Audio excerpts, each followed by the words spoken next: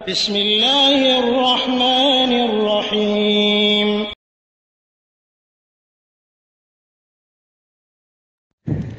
আসসালামু আলাইকুম রহমতুল্লাহি ওয়া বারাকাতুহু। আলহামদুলিল্লাহ ওয়াসসালাতু ওয়াসসালামু আলা রাসূলিল্লাহ। মুহতারাম অ্যাডমিন ভাই, আল্লাহ তাআলা ওয়া বারাকাল্লাহু ফি জুহুদিকুম ওয়া ফি আমালিকুম ওয়া সালিহ আমালিকুম, তাকাব্বালাল্লাহু মিন্না ওয়া মিনকুম সালিহ আমালিনা। তো ভাই আবু সারা ভাই যে কথাটা বলেছেন, হ্যাঁ, এটা তো মহা সত্যই কথা। এটা অনেক সত্য কথা যে ইসলাম যখন মাথা চাড়া দিয়ে ওঠে তখন বাতিলেরা ভিন্ন কোনো পন্থা বের করে ওই ইসলামকে ঠেকানোর জন্য। তো যুগে যুগে তারা ক্ষণিকের জন্য সফলতাও পেয়েছে, কিন্তু ইসলামকে কেউ দমাতে পারেনি, নির্মূল নিশ্চিহ্ন করে কেউ দিতে পারেনি। ইসলাম মাথা উঁচু করেই আছে। যাহিরিন আলাল হক লা ইয়াদুররুহুম মান খাযালাহুম আও খালাফাহুম হাত্তা ইয়াতিয়া আমরুল্লাহ ওয়া হুম কাযালিক। কিয়ামত চলে আসবে, তারা ওভাবেই থাকবে। কোনো ক্ষতিকারক অথবা এর বিরোধিতাকারী কোনো বিরোধী শক্তি একে কেউ নিশ্চিহ্ন করে দিতে পারবে না, ইনশাআল্লাহ। এবং এটা আল্লাহ রাব্বুল আলামিনের ওয়াদা। যেদিন মনে করবেন যেদিন থাকবে না, সেই দিন দুনিয়াও থাকবে না, অর্থাৎ কিয়ামত হয়ে যাবে। তো এগুলো আমরা মনে করি এগুলো আমাদের কাজের প্রতি উৎসাহ জাগাবে। আমরা যে দুর্বল হয়ে আছি, কাজ থেকে আমরা পিছনে আছি, আমরা দাওয়াতি ময়দান থেকে দূরে আছি, তো বিরোধী শক্তি যখন এই ধরনের কিছু করে তখন মানুষকে আল্লাহ বের করে দেন। কিছু মানুষকে আল্লাহ রাব্বুল আলামিন সমাজের জন্য, জাতির জন্য তাদেরকে নির্বাচন করেন, বের করে দেন। তো তারা যে ক্ষতিটা করার চেষ্টা করতেছে ইসলামের, তো এটা যদি আমরা আশীর্বাদ হিসাবে নিই, অর্থাৎ আমাদের শিক্ষার জন্য যদি নিই, তাহলে এটা অনেক ভালো। সম্মানিত গ্রুপের সকল সদস্য ভাইদের আমি বলবো যে এখান থেকে শিক্ষা নিন। আমি কতটুকু এখান থেকে অর্জন করলাম, কতটুকু আমি নিজের মধ্যে রাখলাম, আর কতটুকু আমি অন্যের মধ্যে ছড়িয়ে দিতে পারলাম। আপনার ছড়ানোটা সফলতা বা সেটা সমাজে বাস্তবতা, বাস্তব রূপ দেওয়া, এটাকে মানে চূড়ান্ত সফলতা মনে করবেন না। আপনি আপনার কাজ কতটুকু করলেন, এটা হচ্ছে আপনার সফলতা। আপনি ধরুন 10 বছর দাওয়াত দিচ্ছেন মানুষকে, তো কোনো মানুষকে আপনি সফল হিসেবে পাচ্ছেন না, ইল্লা মাশাআল্লাহ হাতে গোনা 2-1 জন। আমার স্ত্রী, আমার সন্তান, আমার বাবা মা, আমার একজন ভাতিজা, একজন ভাগনা, এগুলোই শুধু পেলাম, আর কেউ নাই। তো আপনি সফল না। এটা দুনিয়ার ভাষায় সফল না, কিন্তু আল্লাহর ভাষায় আপনি সফল। আপনি যে 10 বছর কাজ করেছেন, এইটা সংখ্যা হিসেবে দেখা হবে না, আপনি যে কাজ করেছেন এই কাজটা দেখা হবে। সুতরাং ভাই, আপনি দাওয়াতে কাজ করতে থাকেন, পাঠিয়ে দেন আপনার মায়ের কাছে, আপনার বোনের কাছে, আপনার প্রতিবেশী, আপনার স্কুল, কলেজ, বিশ্ববিদ্যালয়, মাদ্রাসার পড়ে আসা সে সকল বন্ধুদের কাছে যারা আপনার সাথে চলতো ফিরতো, কথা বলতো, বেদাতি কর্মের সাথে সম্পৃক্ত হতো, যারা জন্মদিন আজও পালন করে। খেয়াল করে দেখবেন যে হয়তো আপনার আজও কোনো বন্ধুর জন্মদিন পালন হয়েছে, একটি কথাও কি তাদের মুখের সামনে বলেছেন খুলে যে ক্যারে তুই যে এটা পালন করতেছিস সেটা তো হয় না, না আপনি উৎসাহ দিলেন তাদেরকে? আল্লাহ কিন্তু এটাই দেখবেন। সুতরাং বাতিল পরাজিত, যদি মুসলিম পরাজিত না করে তাহলে বাতিল কিভাবে পরাজিত হবে? সুতরাং উনি বলেছেন, উনি গ্রুপ চালাচ্ছেন, এই জন্য ওনার মাথায় অনেক ধরনের চাপ আছে। চাপের কারণে উনি এটা এভাবে বলেছেন, এটা ঠিক আছে। কিন্তু আমরা যদি বসে থাকি শুধু এটার জন্য, তাহলে কিন্তু আমরাও ভুল পথে আছি, আমরা ভুল পথে আছি। সুতরাং ভাই, সর্বদাই খেয়াল করবেন। আর আমি আমার ওই 15 মিনিটের বক্তব্যের সাথে একটা বিষয় আমি আরও অ্যাড করতে চাচ্ছি।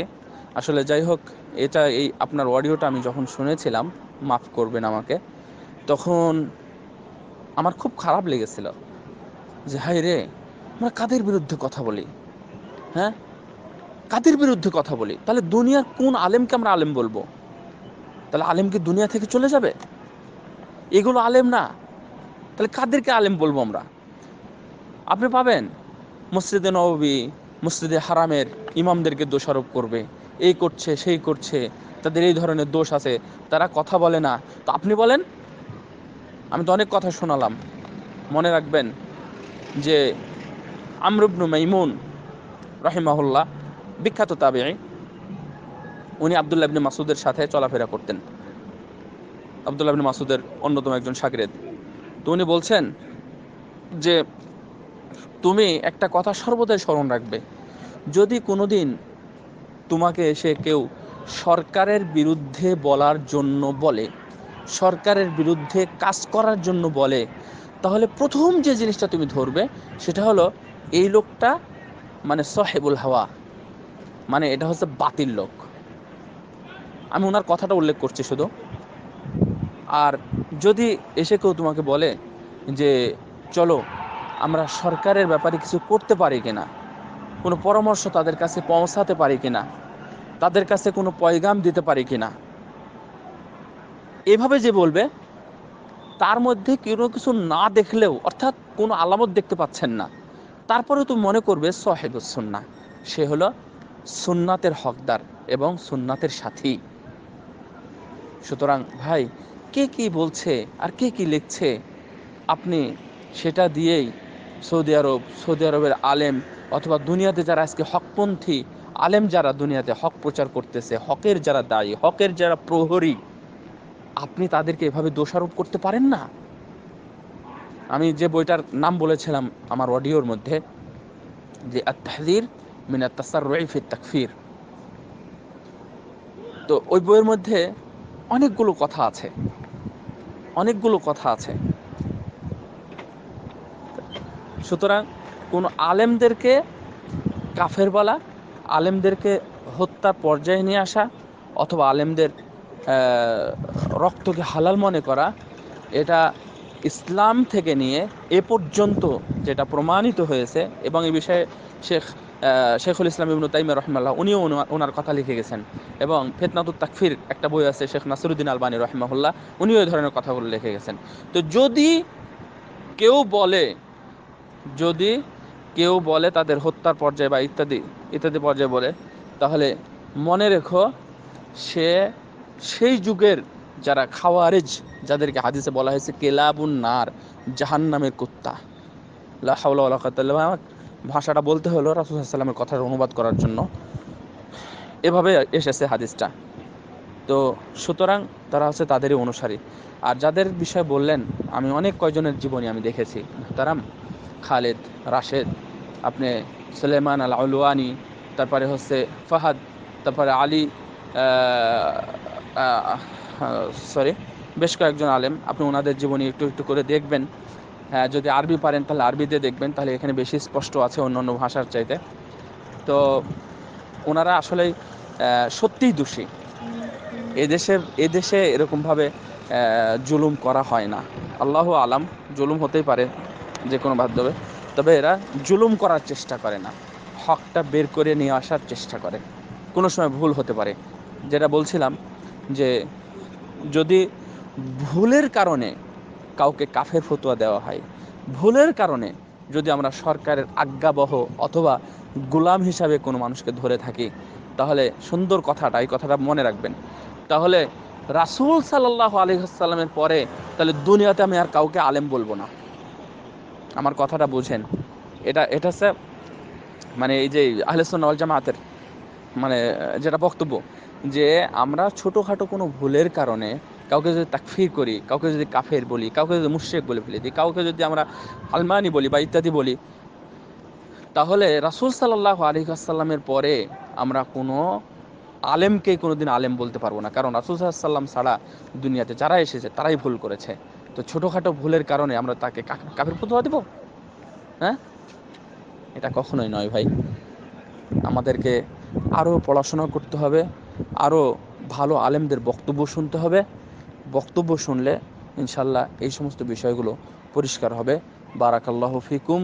ইসলাম কিভাবে জয়লাভ করবে, ইসলামের স্বার্থ কোথায় রক্ষা হবে এবং ইসলাম কোথায় ক্ষতিগ্রস্ত হবে অথবা ইসলাম কোথায় অপমানিত হবে, সে বিষয়গুলো আমাদেরকে এখন লক্ষ্য করার সময় এসে গেছে। আর বেশি দেরি নয়, ইনশাল্লাহ ইসলামের বিজয় সুনিশ্চিত। ইনশাল্লাহ হয়তোবা দেখতে পাবেন। কিভাবে বিজয় দিবেন আল্লাহ সেটা আমরা জানি না। আল্লাহ কিভাবে বিজয় দিবেন সেটা আমরা জানি না। যখন হুদায়বিয়ার সন্ধি হয়েছিল তখন কোনো সাহাবী, আবু বকর, ওমর, উসমান, আলীর মতো সাহাবীরাও তখন কেউ মনে করেনি যে বিজয় কোথায়, এটা ভালো কোথায়, কল্যাণ কোথায়, সবই তো মুশরিকদের পক্ষে চলে গেল। কিন্তু আল্লাহ রাব্বুল আলামিন উনি রেখেছিলেন বাধা। 2 বছর পরে তার মহা সফলতা দেখা গেল মক্কা বিজয়ের মাধ্যমে। আমরা কেউ জানি না কখন আমাদের বিজয় আসবে, আমরা জানি না যে আপনার কথাটা কার কখন কে কবুল করবে। সুতরাং কথা বলুন, হকটা পৌঁছিয়ে দিন, ইনশাআল্লাহ এর মাধ্যমেই বিজয় নিশ্চিত হতে পারে।